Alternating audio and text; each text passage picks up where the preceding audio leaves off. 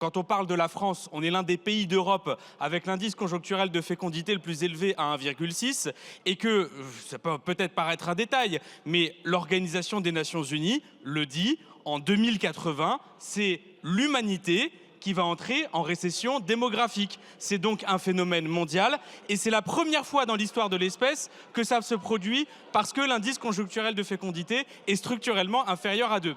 Maintenant, j'aimerais juste poser une question à tous les chantres de la natalité. Est-ce que vous pouvez me donner un exemple de politique nataliste qui aurait fonctionné ?